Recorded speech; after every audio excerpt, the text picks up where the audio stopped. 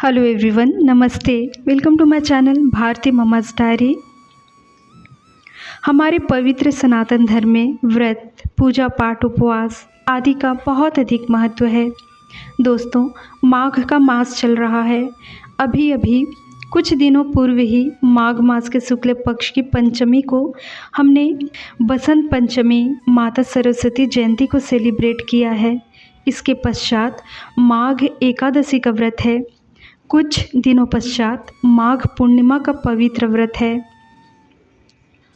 सभी को माघ पूर्णिमा व्रत की हार्दिक शुभकामनाएं। इसे पूर्णमासी का व्रत भी कहा जाता है। इस पवित्र व्रत को रखने से पुण्य की प्राप्ति होती है, वह सौभाग्य व मोक्ष की प्राप्ति होती है। इसमें भगवान श्री विष्णु, भगवान शिव जी और माता पार्वती जी की पूजा की जाती है। क्योंकि यह पूर्णिमा का व्रत होता है, इसमें चंद्रमा अपने पूर्ण रूप में होता है तथा सांझ पूजन के उपरांत चंद्रमा को अर्घ्य दिया जाता है। चंद्रदेव की भी पूजा की जाती है और पूरे व्रत के समय में पवित्र रहना होता है। आपको शुद्ध रहना होता है, मन शांत, चंद्रमा के समान शीतल, किसी प्रकार की दुर्भावना से रहित होकर ब्रह्मचर्य का पालन करते हुए पूजन के समय पूर्णिमा व्रत का निश्चय किया जाता है। यह आप पर है दोस्तों कि आप कितने पूर्णमासी का व्रत रखना चाहते हैं। 32, 11, 7, 5, 3 अथवा 1।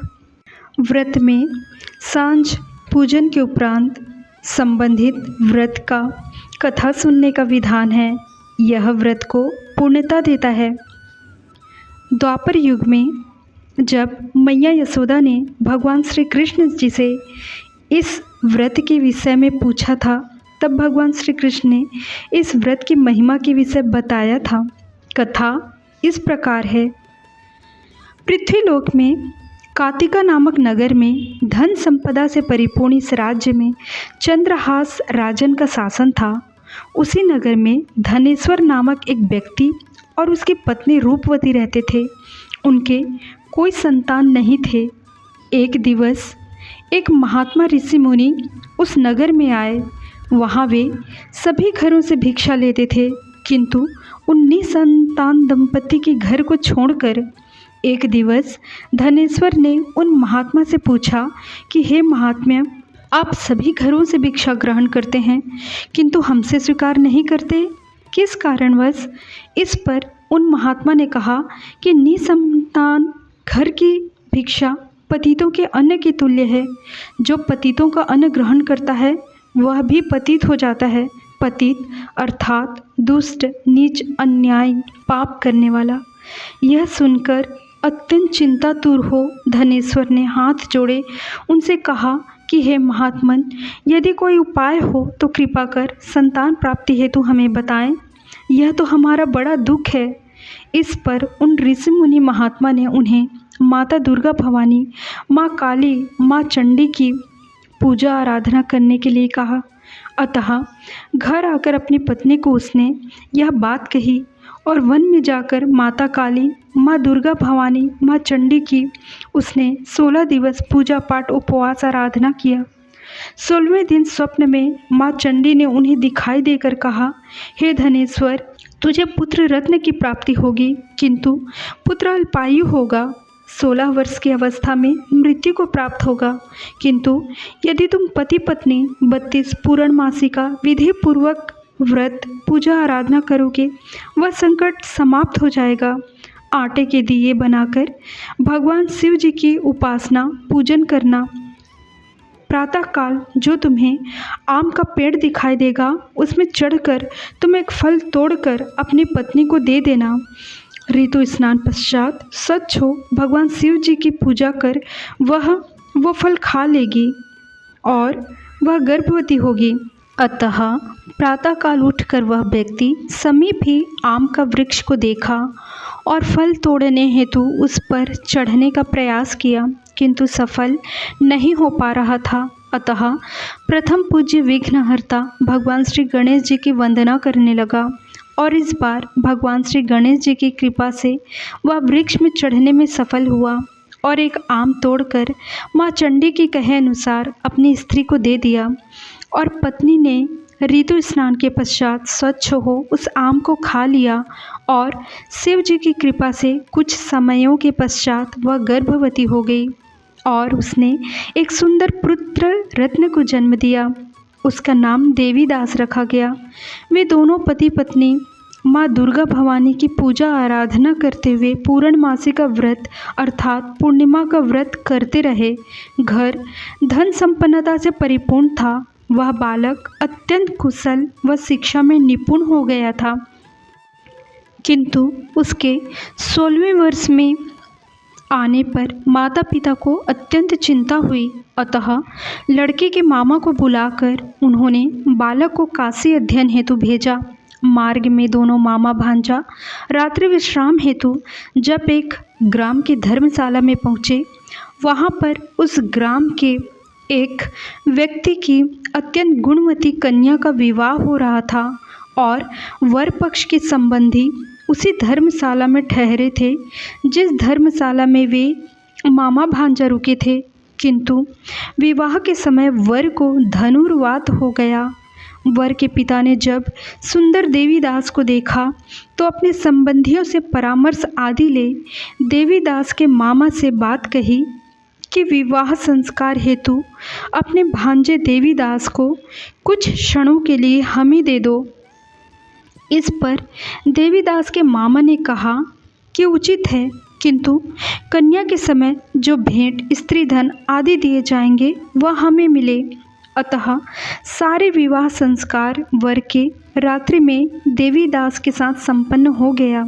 रात्रि में भोजन के समय देवीदास विचारमग्न हो दुख बोध करने लगा और उसके नेत्रों में अश्रु आ गए। पत्नी ने पूछा, आप किस प्रकार व्यथित हैं, क्यों इतने दुखी प्रतीत हो रहे? तब देवीदास ने सारा वृत्तांत नववधू को कह दिया। उस वर के पिता व अपने मामा के मध्य के संवाद के विषय। तब कन्या ने कहा कि मेरा विवाह अग्नि को साक्षी मानकर सारे सुरीति सुसंस्कारों के साथ आपके साथ हुआ है। आप मेरे पति हैं। विवाह के विपरीत यह किस प्रकार हो सकता है? यह सुनकर देवीदास ने कहा कि ऐसा विचार नहीं कीजिए, क्योंकि मैं अल्पायु हूँ। मेरे पश्चात आपकी क्या दशा होगी? कन्या ने कहा कि जो दशा आपकी होगी, जो गति आपकी होगी, वही मेरी भी होगी। कृपया आप चिंता नहीं कीजिए। इसके पश्चात उसने रात्रि का भोजन कर लिया। प्रातः देवीदास ने अपनी पत्नी को 3 नगों से जड़ा हुआ एक मुद्रिका और एक वस्त्र दिया और कहा कि चिन्ह स्वरूप इसे अपने पास रखो और निश्चिंत हो। साथ ही एक पुष्प वाटिका बनाओ और उसमें नावमल्लिका लगाओ, सुगंधित फूलों के पौधे लगाओ, देखभाल करो उद्यान की, प्रतिदिन सींचो, खेलो, आनंद करो, उत्सव मनाओ और जिस दिवस जिस समय यह पुष्प वाटिका सूख जाएगा, बोध कर लेना, जान लेना कि मेरा प्राणांत हो गया। किंतु यदि ये पुनः हरे भरे हो जाएं, तो जान लेना कि मैं जीवित हूँ, इसमें किसी प्रकार का कोई संशय नहीं। यह कहकर देवीदास वहाँ से चला गया।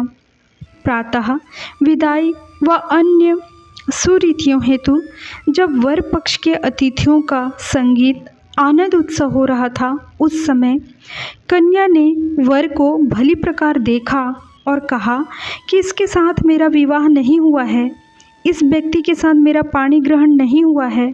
यदि यह वही व्यक्ति है तो बताए कि कल रात्रि उन्होंने मुझे क्या दिया था। वह पाणी ग्रहण के समय जो स्त्री धन भेंट आदि दिए गए वह भी बताए और हमारे मध्य क्या गुप्त संवाद हुए उसके विषय में भी बताए। यह सुनकर उस वर ने कहा कि मुझे कुछ नहीं ज्ञात। इसके पश्चात वे अतिथि गण लज्जित हो वापस लौट गए। उधर देवीदास काशी में विद्याध्ययन में रम गया। एक दिवस एक काल सर्प उसे डसने आया, किंतु माता पिता के माँ अम्बे की पूजा आराधना के फल स्वरूप वह पूर्णमासी के व्रत के प्रभाव के कारण वह उसे नहीं डस सका। उसके पश्चात स्वयं यमदूत उसके प्राण हरने आया और उसके शरीर से प्राण निकालने लगा। इसके कारण देवीदास मूर्छित हो भूमि पर गिर पड़ा। उसी समय भगवान शिव जी और माता पार्वती वहाँ पर आ गए और उसे मूर्छित देख माता पार्वती को अत्यंत दुख हुआ।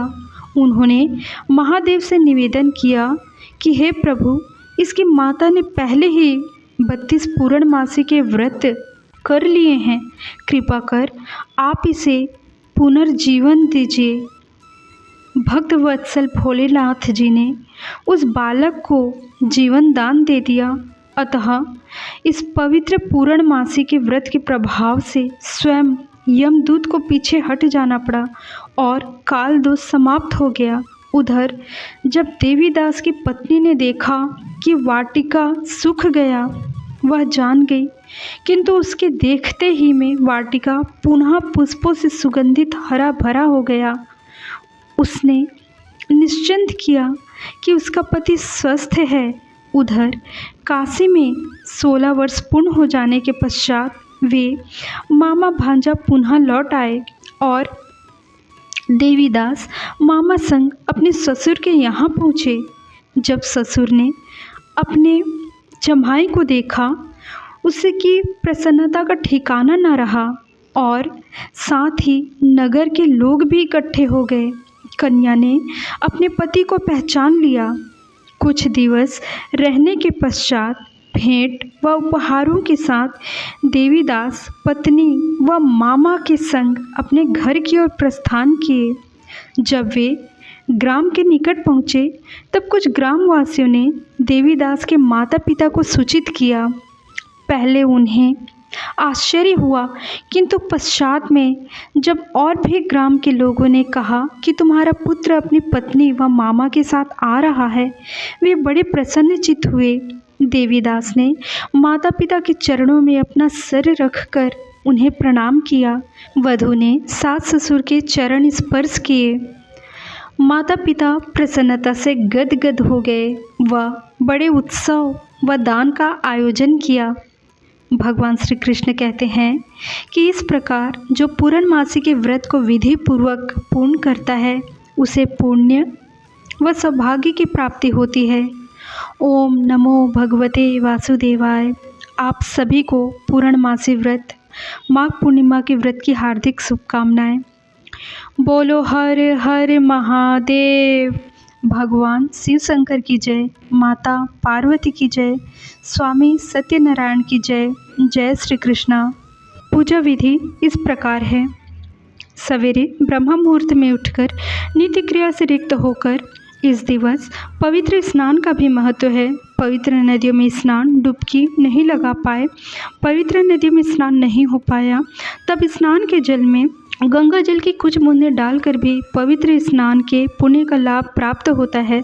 स्नान आदि के पश्चात श्वेत वर्ण के वस्त्र धारण कर लें। यदि आप विवाहित हैं तो अपने 16 श्रृंगार अवश्य करें। सवेरे पूजन के समय प्रथम पूज्य भगवान श्री गणेश जी की पूजा आरती करने के उपरांत भगवान शिव जी की, माता पार्वती जी की पूजा आरती करें। भगवान श्री विष्णु नारायण जी की पूजा आरती करें। अपने गुरु देवता कुल देवी की पूजा आरती करें। सूर्य नारायण को जल चढ़ाएं, तुलसी माता को जल चढ़ाएं। हाथ में जल, अक्षत व पुष्प लेकर जितने दिनों के पूर्णमासी का व्रत आपको रखना है, उतने दिवस का संकल्प लें। इस व्रत में भगवान शिव जी, माता पार्वती, भगवान श्री विष्णु जी की पूजा की जाती है। श्री विष्णु जी का चित्र यदि घर में नहीं है तो घर में लड्डू गोपाल जी हैं अथवा कृष्ण जी का चित्र अथवा मूर्ति हो, उसकी पूजा करें। साथ ही यदि गोबर उपलब्ध होता है तो गोबर से श्री गौरी गणेश जी की भी आप पूजा कर सकते हैं। मेरे बालपन में दोस्तों, जब मैं बहुत छोटी थी, प्राइमरी स्कूल में भी नहीं, वह प्राइमरी स्कूल के समर वेकेशंस के समय जब गांव घर जाना होता था, मेरी दादी जब पूजा करती थी वह गोबर का गौरी गणेश बनाती थी और मोहल्ले में टेलर काका के यहाँ भेजती थी। वह जो नए छोटे कपड़े के टुकड़े होते थे वह मंगाती थी, मैं लेकर के आती और उससे वह गोबर के बने हुए गौरी गणेश को बहुत सुंदर से डेकोर करती थी, उन्हें सुंदर वस्त्र ओढ़ाती थी, पहनाती थी, सजाती थी। इस पूजा में गोबर यदि उपलब्ध होता है तो उसके सुंदर गौरी माता, पार्वती, गणेश जी की छोटे 2 पहाड़-नुमा आकृति बनानी है केवल, और उनका सुंदर पूजा करने के उपरांत निश्चय कर लें, हाथ में जल अक्षत और पुष्प लें और भगवान श्री विष्णु जी के चित्र के समक्ष भूमि में जल को डाल दें। सांझ के पूजन के समय व्रत के पूजन के पश्चात कथा सुनें। इस व्रत के प्रसाद में खीर बनाई जाती है व मोहन भोग बनाई जाती है। आटे को भूनकर उसमें शक्कर मिलाकर मोहन भोग तैयार किया जाता है। चंद्रोदय के पश्चात चंद्रमा को अर्घ्य चढ़ाएं। उसमें भी जल में अक्षत और पुष्प डालें। चंद्रमा को अर्घ्य देते समय, चूँकि यह पूर्णिमा का व्रत है, चंद्रमा के मंत्र का जाप करें। ओम सोमाय नमः अथवा ओम ऐं क्लीं सोमाय नमः अथवा ओम श्राम श्रीं श्रौं सः चंद्रमसे नमः मंत्र का जाप कर सकते हैं। पूजन के उपरांत भोग प्रसाद लगाने के पश्चात घर में आरती दिखाएं। सबको पूजा की आरती दें। प्रसाद वितरण व प्रसाद ग्रहण कर फलाहार करें और 1 गिलास दूध पी लीजिए। दान का भी महत्व है। सामर्थ्य अनुसार विपन्नों में कुछ दान अवश्य करें। जय श्री कृष्णा।